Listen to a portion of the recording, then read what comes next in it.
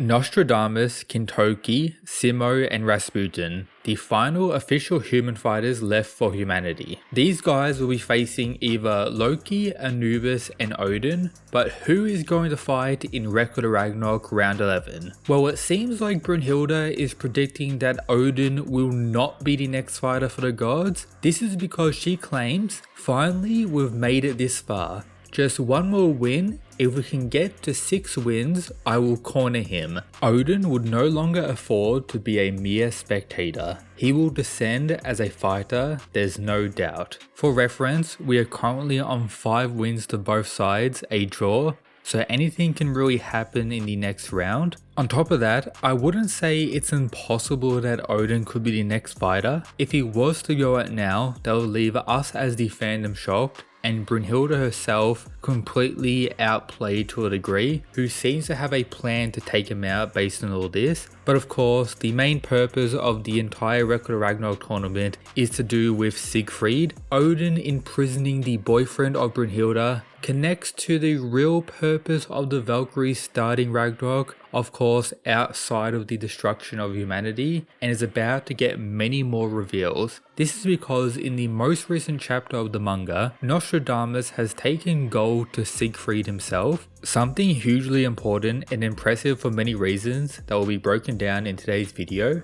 And we also got a little update on what Buddha, Kintoki, and Beelzebub are up to, the new gang. Apart from that, we need to talk about the survival and what happened with Okita Tsuji, a discussion about Odin and how they're going to continue the Record of Ragnarok tournament, who will face one another.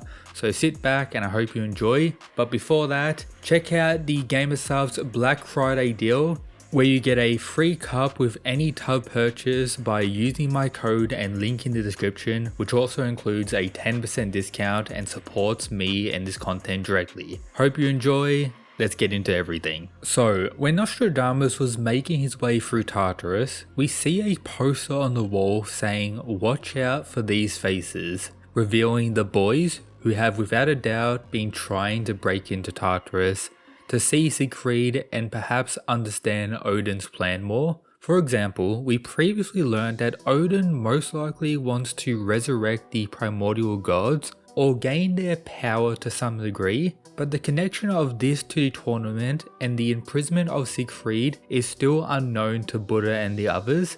Thus, after Thor pulled up to stop the soon-to-be Giga Clash, we had Odin give Kintoki this menacing look due to Kintoki looking into Siegfried and probably causing some issues when it comes to Odin's plan. And then when he's talking to Buddha about his attempt to get into Tartarus, we get more interesting stuff revealed. However, we have a few issues. The translation of this scene are very different depending on what website or version of the manga you read. For reference, Record of Ragnarok has 2 official translations, the online version provided by Komiki and the physical release provided by Viz, which I actually have purchased the currently available ones in English, and neither of these are up to this point in the manga for their translation, so we just have to rely on fan translation teams, which there has been multiple throughout the Record of Ragnarok's release. Right now, the one considered as the highest quality is known as Ragnarok's translation, so I'll be using those for this scene as I guess the most reliable currently for what we have. They had Kintoki say this: "After going all that way,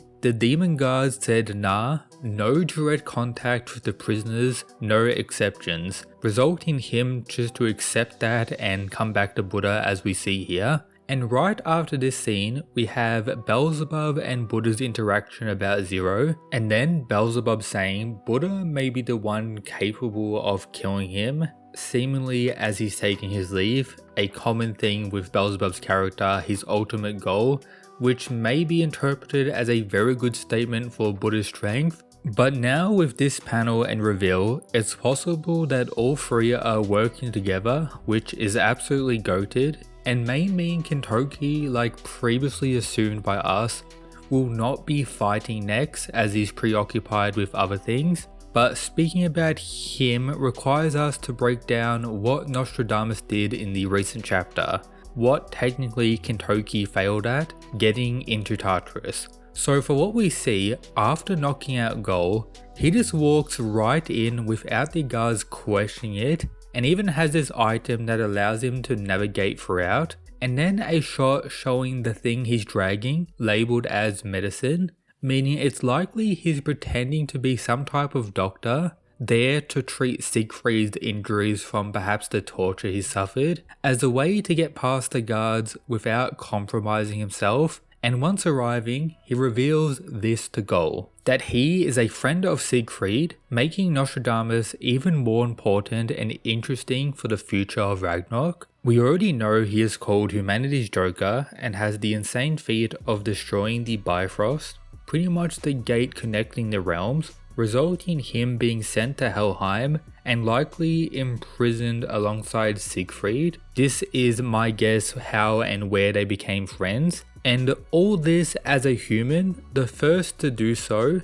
with Brunhilde confirming that if he wanted to, he's strong enough to take out the guards with pretty much no problem. Something based on what we know so far may not be possible by Kintoki, but that again depends on the translation you read and your interpretation of the scene. Now coming back to the round 11 fight, Kintoki, I'm guessing, is busy with, Buddha and Beelzebub stuff, whatever they're doing. Brunhilde is assuming Odin won't be next, which could be a shock, but for now, let's believe her. That does make the most sense as Odin be the final fighter. Leaving us with two other gods officially part of the roster. Anubis was about to fight in the 10th round before being cucked by Susanoo and was agreed to be the next fighter by Zeus, Odin, and pretty much everyone around the table. Therefore, him fighting next does make the most sense. However, with that said as well, Loki not fighting yet is pretty shocking for myself, and I'm guessing many of you.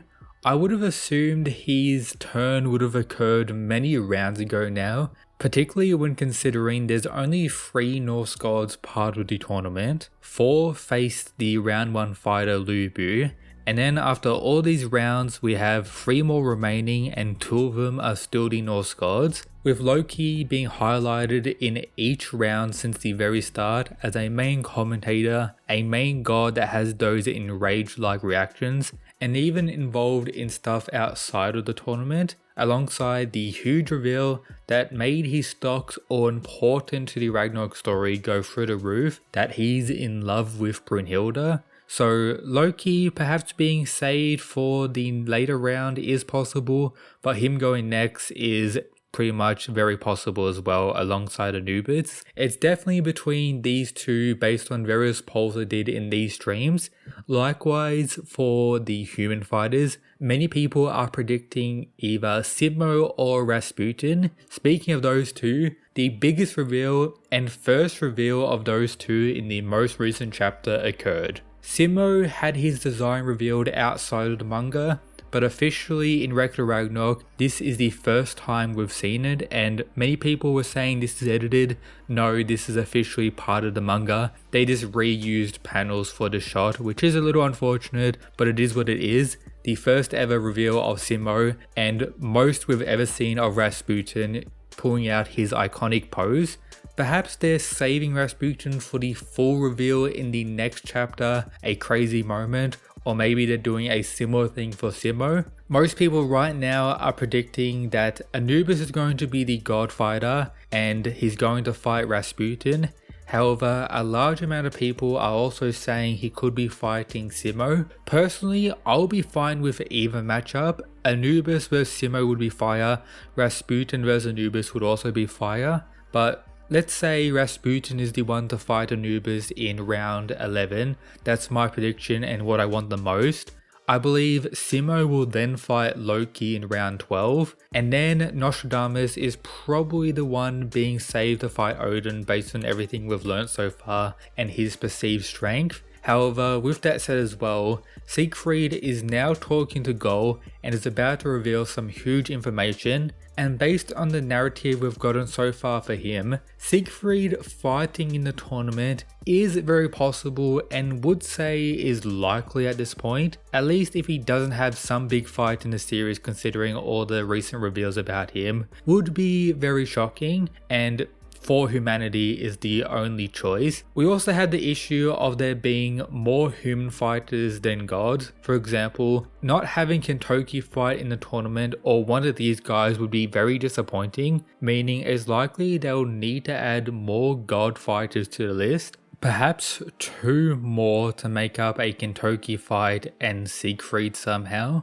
One of them could be from the currently going on side manga, The Apocalypse of the Gods, where it's stated in chapter 1 that the winner of this tournament will be added to the Record of Ragnarok roster. However, that may not be the case. On top of that, for all we know, the Ragnarok tournament could have some type of conclusion due to Odin's plan and that being complete to some degree. We're just going to have to wait and see, but drop your predictions down below in the comments. I may be mentioning them in a future video. Apart from that, the update about Okita Tsuji and his victory over Susanoo. This god, the pretty much head god of the Japanese realm, ended up saving Okita Tsuji's life out of respect for Susanoo, also resulting in the demon to disappear or die in the process. The Valkyrie and Okita is alive, which personally, I don't really like too much. Okita dying as a way to, I guess, respect Susanoo to the utmost degree and also show what he was capable of would have been the better ending for me, but maybe I'm just a hater to the very end.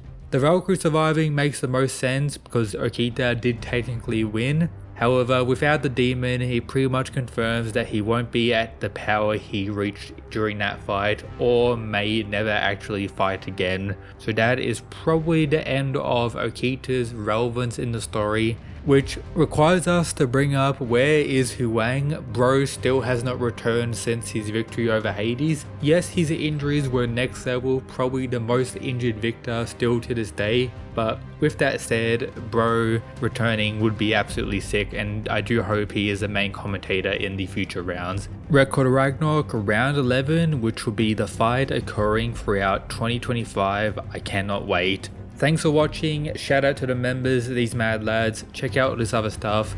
That's it guys, peace.